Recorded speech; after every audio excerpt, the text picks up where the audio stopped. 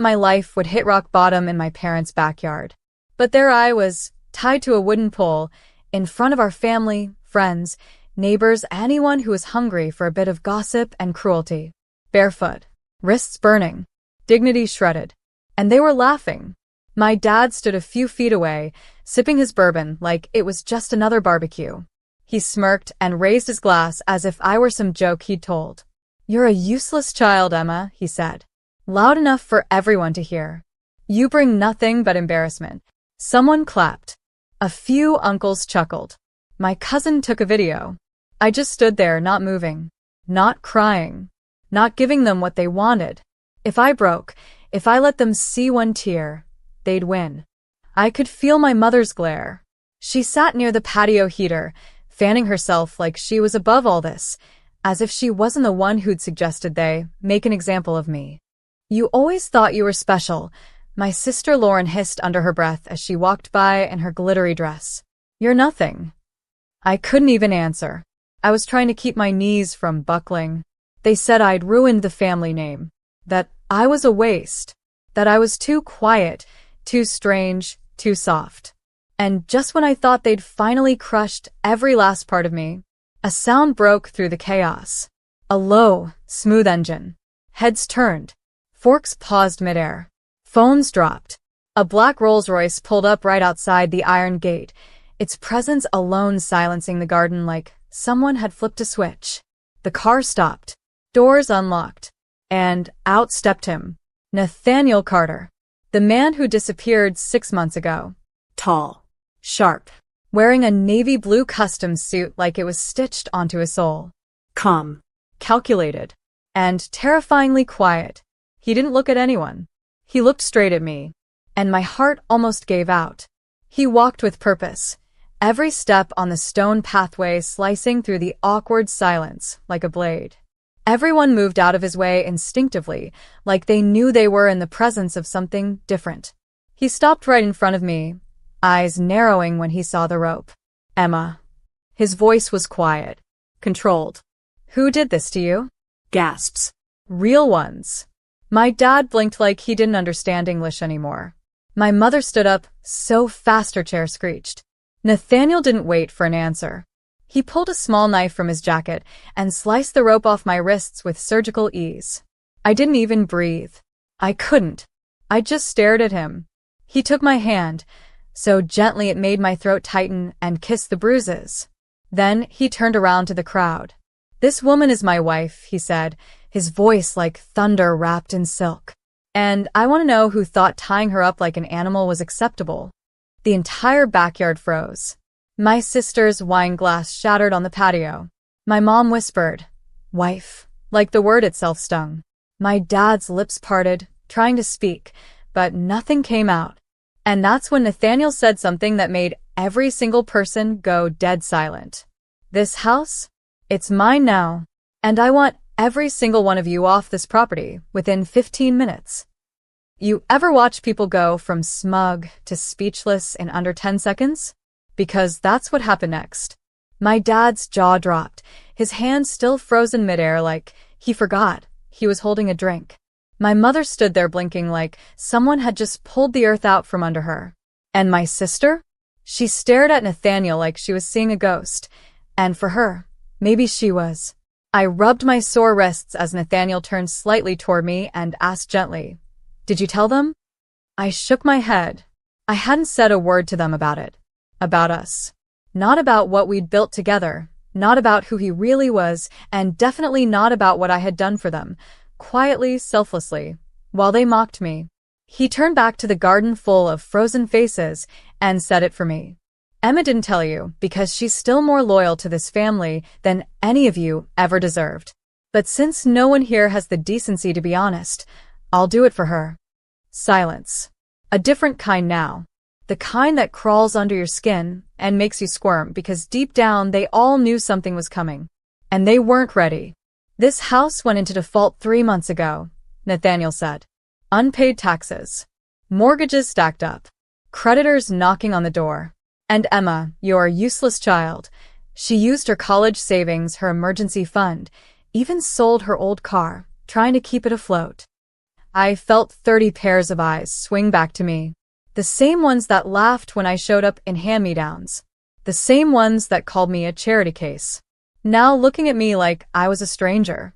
Like they had missed something massive. When the bank finally gave a final notice, Nathaniel continued. Emma called me. She didn't ask for help. She asked if I could buy the house anonymously so you wouldn't lose your pride. My dad suddenly barked. You're lying. Nathaniel didn't even flinch. Am I? He said, calmly pulling a folded deed from his inner jacket pocket. He handed it to my father. Take a look. You signed it. I watched as my dad's hand trembled. He unfolded the paper and scanned it, and just like that, his face turned white. Because it was real. His signature was there. Clear as day. From the day he'd blindly signed over the property to a private investor to stop the foreclosure. That investor was Nathaniel. My mother stepped forward, frantic. You tricked us. No. I finally spoke. My voice cracked, but it came out strong. I saved you. And you tied me to a pole. That's when Nathaniel turned back to the group and said, You didn't raise a failure. You raised a woman. A woman who kept your lights on. A woman who gave up her future to protect your past. And today, you humiliated her. He didn't yell. He didn't threaten. He just let the truth sit there, sharp and undeniable. Then, calmly, he finished. You have 15 minutes to gather your things. After that, I'm changing the locks. And you know what? They actually listened. They didn't argue. They didn't scream. They didn't fight. Because they couldn't. I had finally found my voice, and it was louder than all of their cruelty combined. No shouting. No slamming of doors. Not even a last-ditch insult thrown over the shoulder. They just packed up. Quietly.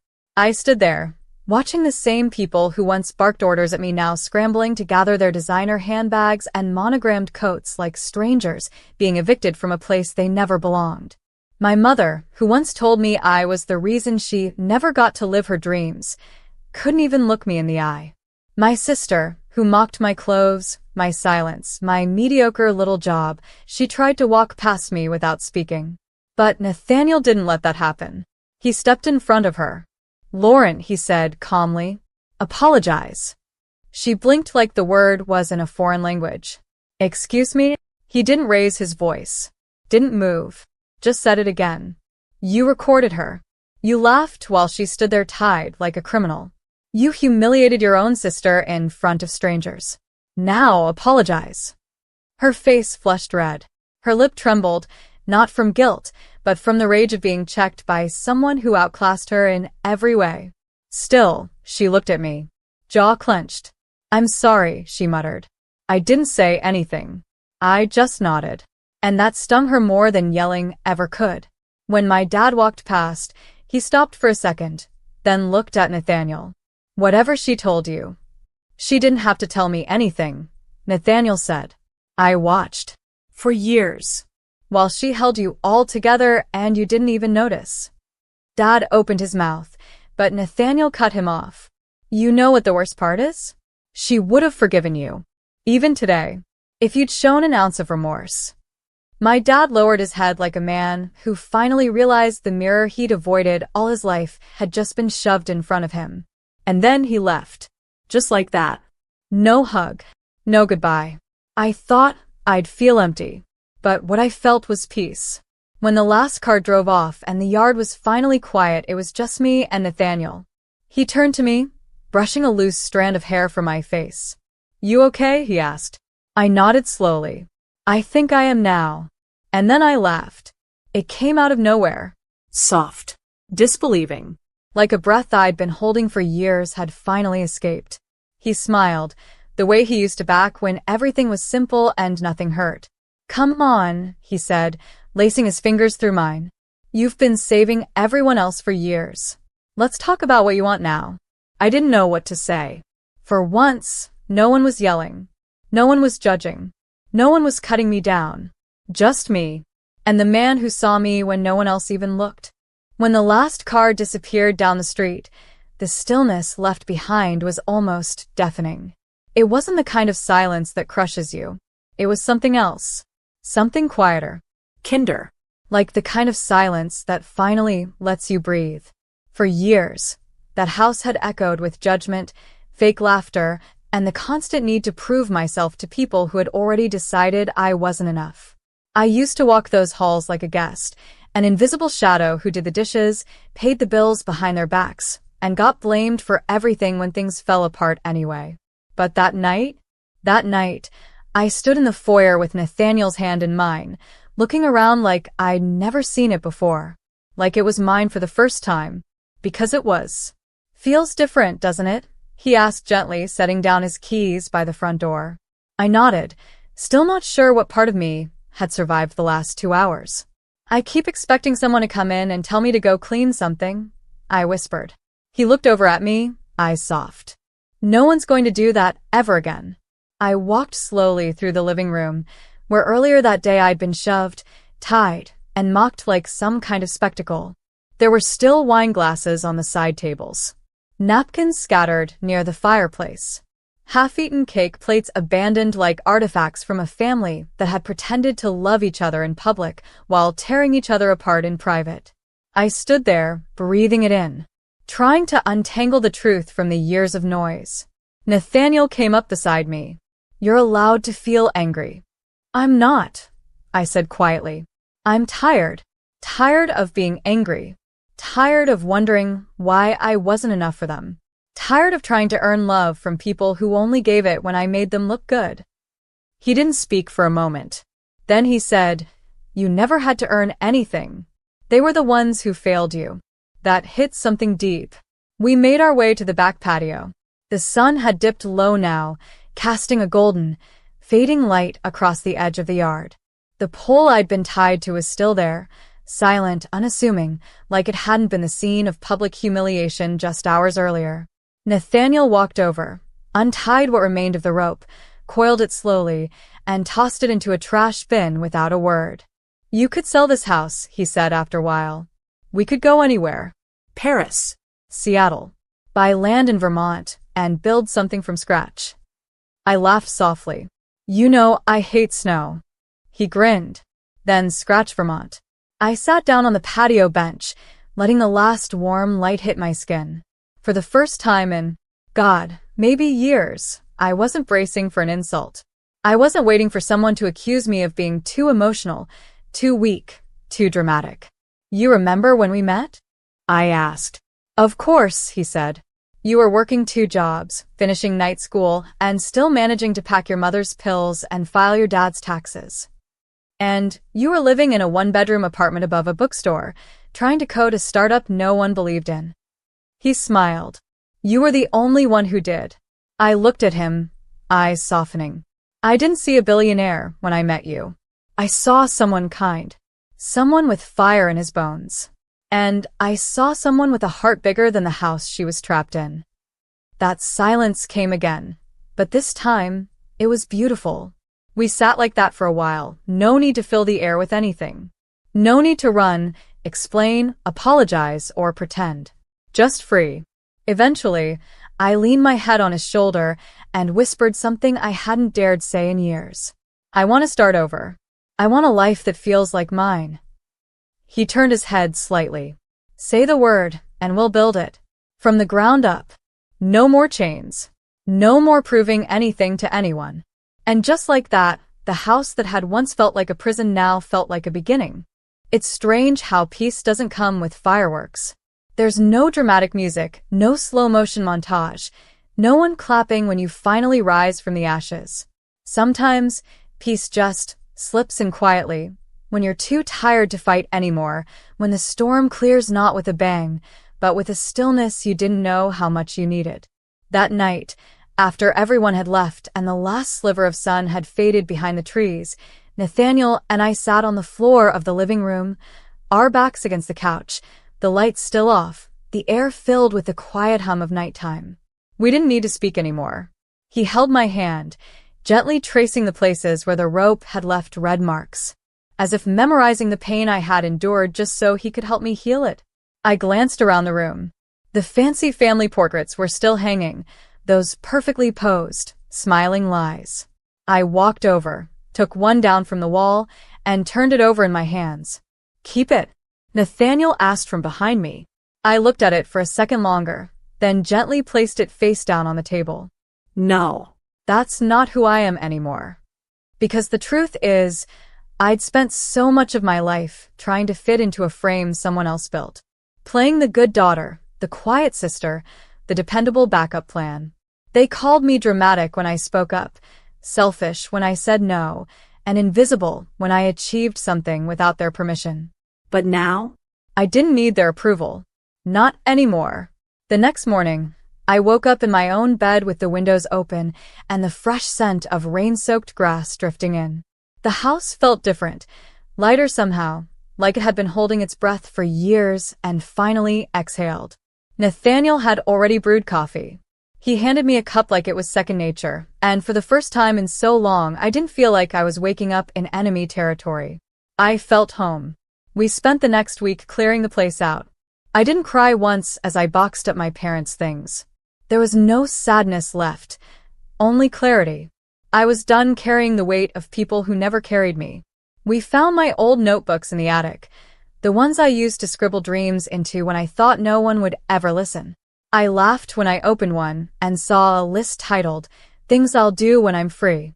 Nathaniel read it over my shoulder and grinned. "You really wrote, 'Learn to paint a sunset'?" I shrugged. I didn't say they were big dreams. Just mine. He kissed the top of my head. "Then let's go buy you some paints." And we did. We turned the old study into a sunlit art room. He built shelves. I filled them with brushes and messy canvases and colors I hadn't let myself touch in years. I'd forgotten how good it felt to make something without rules. We started having dinners at the long oak table, the one that used to be filled with cold glances and biting remarks.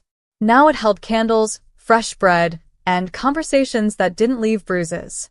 One night, Nathaniel brought home a key and placed it in my hand. "I bought a cabin up north," he said. "Lakeview. No neighbors. Just trees, stars, and us. A place for you to breathe when this house feels too heavy." I stared at the key for a long time. "You're not trying to run away from this, are you?" I asked. "No," he said softly. "I just want you to know that from now on you have choices, not chains." And that was when I realized my life was finally mine. Not a performance. Not an apology. Not a contract signed with guilt. Mine. A few months later, I got an invitation in the mail. A cousin's engagement party. My name was spelled wrong, the envelope addressed to Emma and guessed if any. Nathaniel saw the letter. Raised a brow. "You want to go?" I smiled. No. "But I want to send them something." He chuckled. "Oh no. What are you thinking?" I walked over to the desk, pulled out one of my old photos, the one where I stood beside Nathaniel at a tech conference, smiling as he accepted a Global Innovation Award. I signed the back. "From the useless child. Thank you for setting me free." Then I tucked it into the envelope and sealed it. No hate. No revenge. Just truth. And peace. Now, when I wake up in the mornings, I don't dread the day. I water my plants. I paint sunsets. I walk barefoot on the back porch with a coffee mug in my hand and Nathaniel humming some off-key song while he makes eggs in the kitchen. We laugh a lot. Not because life is perfect, but because it's finally real. I don't know where the road leads next. I don't need to. All I know is that the girl who once stood tied to a pole in the middle of a cruel party, she's gone. In her place stands a woman who finally found her voice and a love that never asked her to shrink. And if I could go back in time, I'd whisper to that broken girl, bruised wrists and trembling heart,